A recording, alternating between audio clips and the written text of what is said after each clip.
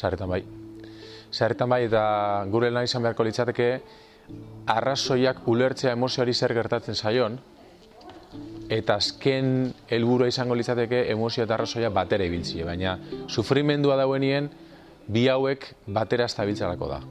Horrek ematen du sufrimendua. Arrazoiak bere bidea egin nahi du, emozioak bere bidea egiten du, arrazoiak nolabait doma hau egin nahi dio emozioari, eta emozioa ez da izten.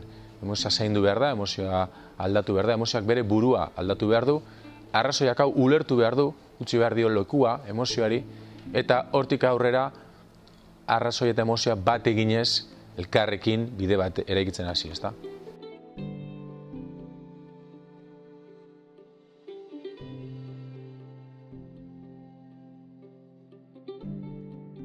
Bai, ez ona ez txarra, zeinen adierazpen hori egin edo ez gertatzen dena da garrantzitsuena.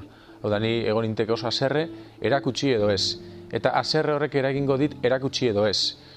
Kaltegarri izango dena da, ni neu konturatzen ez baldin naiz eta ez baldin badiot horri salida bat ematen. Baina salida hori ez da derrigorrez beste batekin izan behar, edo salida hori ez da derrigorrez izan behar adierazpen bat. Baina askotan desahogo bat behar izaten da.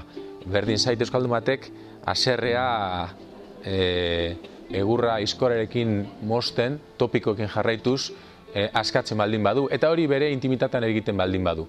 Berdin da, zer egiten du, eta bere burua gai da jakiteko zer gertatzen ari dan, eta kontzientzia hori badauka.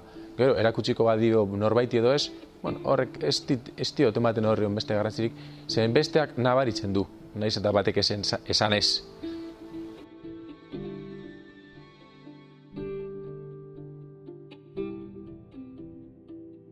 Emozioak lantzen ikasten dugu jaiotzen garen momentu bertatik. Hortaz kontziente izan ezarren. Aurra emozionatzen da arrazoitzen baino azkarrago, arinago, eta emozioak baditugu hasieratik. Gertatzen dena da kontziente ez baldin bagara, gertatzen ari dena emozionalki zer den, ez dugu izango kontrolik hori eraldatzeko egokia ez baldin bada. Baina emozio badau. Emozioa beti dago, egokia edo desegokia izan daiteken arren. Beraz, hezkuntza hori, hasi behar gariketin gu geu, gure aurrak etorri orduko. Arek datozenien, ja sustrato emozional egoki bat egoteko, eta han bertan esializateko. Beraz, hasieratik izango litzateke erantzuna.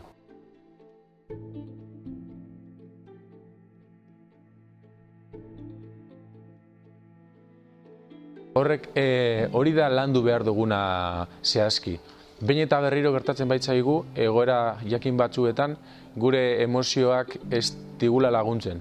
Beraz, ikasi behar duguna da ornatzien zer dagoen, zer ikasi dugun egiten. Zeren, ikasi duguna da gaur egun, edo momentu hontan, balio ez didan zerbait. Noiz ikasi nuen nik honela emozionatzen? Nola ikasi zuen nire fisiologiak horrela erantzuten estimulo honi edo mota hontako estimuloei. Beraz, jakintza horretatik eta begira horretatik berriro ikasi beharko nuke estimulo hauetan nola emozionatu behar nahi zen. Eraldatzea hau ez da beti razionala izaten. Zeren, esan duzun bezala, arrazoiak badaki ez naizela ari egoki. Eta hala ere ezin du bestera batera egin. Beraz, entrenamendu hori emozional izan beharko luke, eta emozionalki ikasi behar dut erantzuten egoki. Behin erantzuten egoki ikasten dudanean, hori gero ez dut nabarituko, berez gertatuko baita, hori da helburua.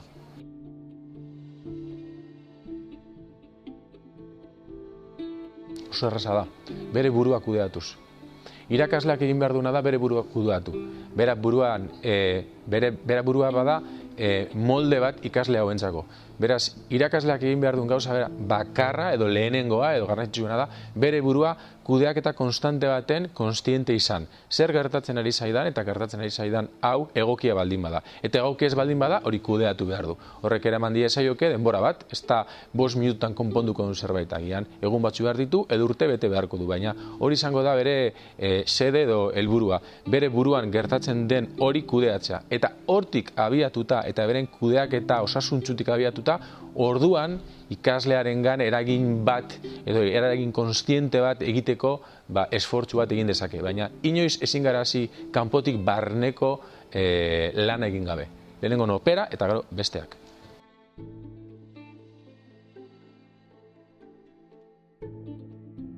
Horrela da.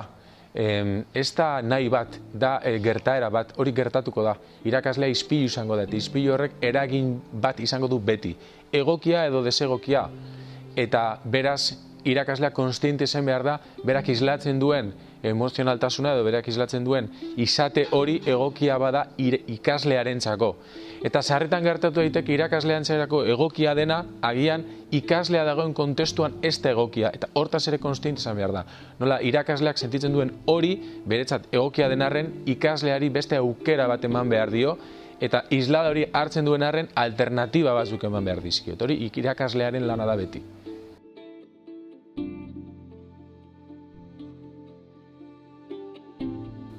Mota honetan, gure proposamena irakaslearen oinarritzen da.